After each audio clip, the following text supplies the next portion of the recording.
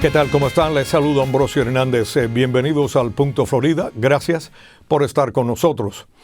Otro grupo de cubanos fue repatriado a Cuba esta semana desde el Aeropuerto Internacional de Miami por el gobierno de los Estados Unidos. ¿Pueden regresar estos cubanos algún día aquí a Estados Unidos? También hay demoras para quienes solicitan el asilo político y un nuevo requisito para los solicitantes del parol humanitario. Estaremos hablando de todo esto y mucho más, y ahora le damos la bienvenida al abogado de inmigración Ángel Leal, quien también es experto en la Constitución de los Estados Unidos. Ángel, bienvenido al Punto Florida. ¿Cómo estás? Hacía tiempo. Sí, señor. Muchísimas gracias, Ambrosio. Un gusto saludarle siempre. Igualmente, Ángel.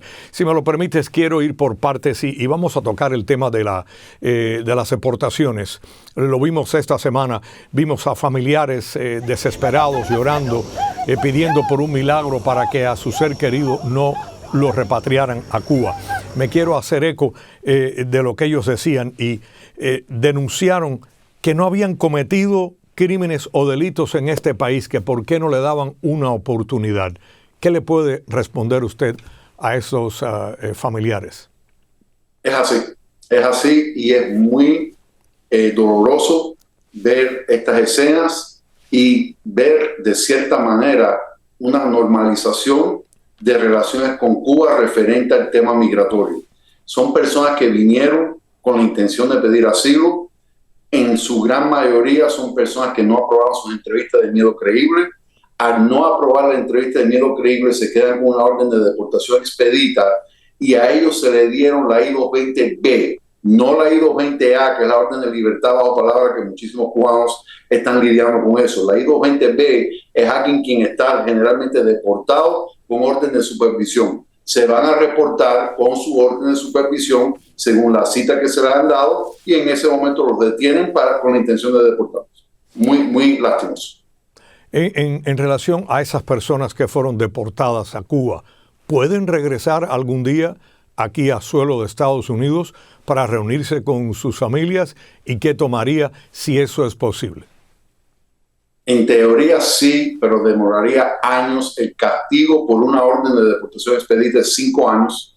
Así que en caso de que tuvieran la oportunidad de regresar antes de los 5 años, tendrían que pedir un permiso de entrada después de la orden de deportación. Es un formulario que se le presenta a inmigración y le daría el permiso, pero lo que demoraría más probablemente es la reclamación familiar, porque es esperar que la esposa, hijo adulto, los pida y que esa reclamación entre en fecha para que tengan la oportunidad de regresar. Así que realmente es un largo camino para los que han corrido con la desgracia de ser deportados. Como mencionaste, es lastimoso, es triste ver esta reanudación normal de relaciones migratorias entre Estados Unidos y Cuba. En otras palabras, Ángel, Estados Unidos no reconoce el régimen dictatorial que hay en Cuba, ni la represión, ni el encarcelamiento, ni los fusilados, ni nada, porque corresponde a un oficial de inmigración si usted pues presentó una petición de miedo creíble o no, ¿correcto? Estoy totalmente de acuerdo y es así. Y lo que es preocupante de esta normalización es que no toman en cuenta las condiciones actuales en Cuba. Cuba sigue siendo un país auspiciador del terrorismo. Cuba sigue siendo un país que está reconocido por sus violaciones sistemáticas de derechos humanos y civiles. Cuba sigue siendo un país que tiene presos de conciencia, presos políticos. Cuba sigue siendo un país que tiene presos todavía después de las manifestaciones del 11 de julio. Y sin embargo, a pesar de todo esto, y sabemos que estos vuelos de repatriación o deportación están siendo procesados por el Ministerio del Interior en Cuba, o sea, que los están esperando en el aeropuerto. Sabiendo todo esto, es inconcebible para mí que estemos deportando personas que corren peligro en Cuba, posiblemente por el mero y simple hecho de haber intentado llegar a Estados Unidos para pedir asilo. Digamos que hay un cambio de gobierno, un gobierno que sí ve que en Cuba violan los derechos humanos y toda la larga lista que usted ha mencionado. ¿Habría algún cambio o ya eso está firmado de una manera que aunque venga un gobierno que sí reconozca que en Cuba se violan los derechos humanos, que no hay libertades, que es un país que patrocina el terrorismo, etcétera, etcétera, etcétera, ya no podría hacerse algo porque fue un convenio firmado? Pudiera cambiar porque todo esto, y es lastimosamente lo que sucede es que muchas veces la política influye en la inmigración. Y este es un ejemplo donde la política está influyendo en la inmigración de esta manera, donde se está ejecutando de forma rutinaria órdenes de deportación a Cuba que nunca sucedió o no ha sucedido por décadas. Entonces, en raros casos. Y en casos donde realmente las personas constituyen un peligro a la comunidad o a la seguridad nacional. Entonces, esta normalización de estos procesos migratorios depende de la colaboración entre ambos países, cosa que con un nuevo gobierno tal vez dejaría de existir y dificultaría de nuevo estas deportaciones. Pasemos ahora a otro tema que está pues por el mismo lugar, pero quiere decir esto.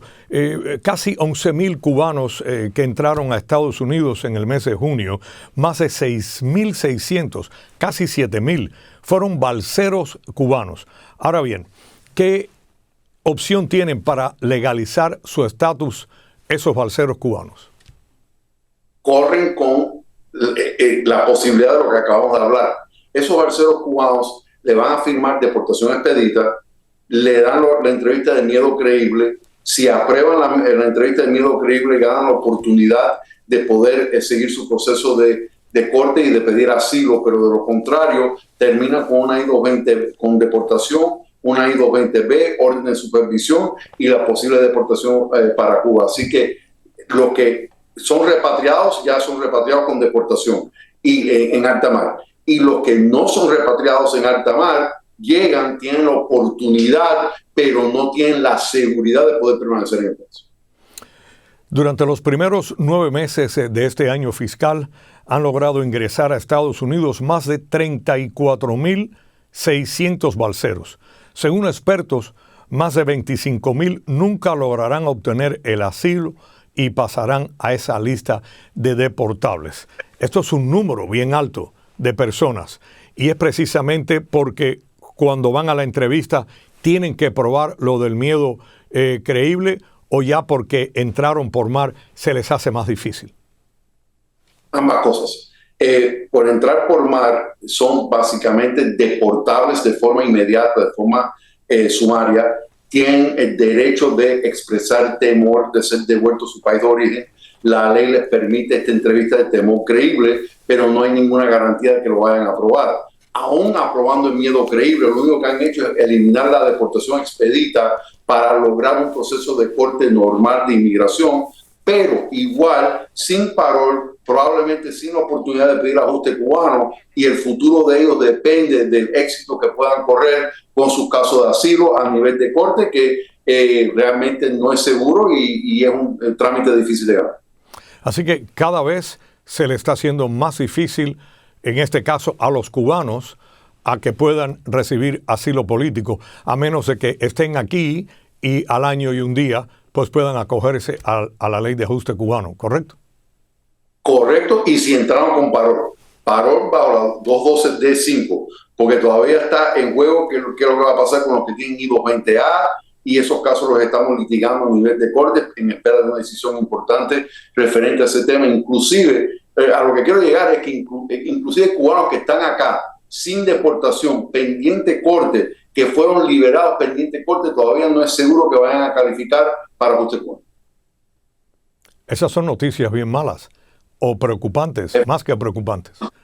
Más que preocupantes, es un caso que fue certificado por el juez Cole de aquí de Miami, de la Corte de Inmigración. Estamos en espera de la decisión del Tribunal de Apelaciones de Inmigración para ver si se pudiera llegar a la determinación legal que cualquier libertad pendiente corte, generalmente con la I-220A, la orden de libertad bajo palabra, para efectos legales constituye un parol de tal manera que deberían de calificar. Lo estamos argumentando. Lastimosamente, la mayoría de los jueces no están de acuerdo con ese punto de vista y por lo tanto no están permitiendo que se presente el ajuste cubano. Nos tenemos que quedar con el caso de asilo, preservando el derecho o el tema del ajuste cubano para apelación. Así que es un poco complicado y lo estamos luchando, pero esa decisión que estamos en espera del Tribunal de Apelaciones de Inmigración va a ser muy importante, porque por el momento no hay nada concreto que establezca que una I-220A califique a la persona para el ajuste cubano.